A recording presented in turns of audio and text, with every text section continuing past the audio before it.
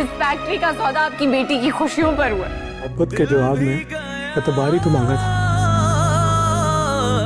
आपको जरा एहसास है इस बात का कि मेरा घर खराब हो गया है? क्या की जाती है किसी से मोहब्बत? क्या मांगा था मैंने तुमसे? मोहब्बत ऑन ही को क्यों दी नहीं है ये फैक्ट्री। उसकी मोहब्बत के पैमाने पर परखो भी नहीं। ली है मैंने उससे। बीजान, आप इससे के हमारी फैक्ट्री वापस करें अभी और इसी वक्त। आंखों देखी हकीकत झुठला दूं? मेरे सामने अपनी मोहब्बत का इजहार किया उसने आपसे।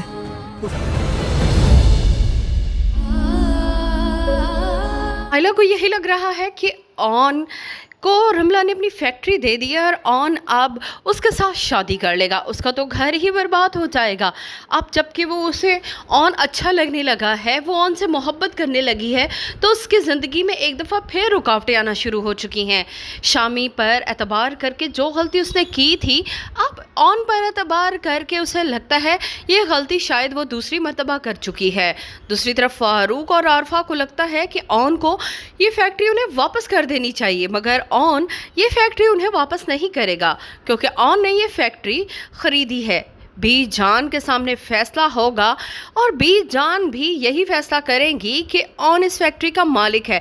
अगर वो चाहे तो फैक्ट्री दे, नहीं तो उसकी अपनी है।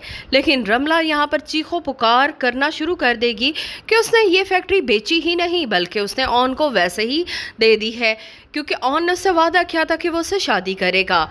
आयला को भी यही लगता है, लेकिन ऑन सिर्फ एक शिकवा करेगा और वहाँ से चला जाएगा कि उसने मोहब्बत के बदले सिर्फ और सिर्फ एतबार मांगा था, जो कि आयला ने उस पर किया ही नहीं।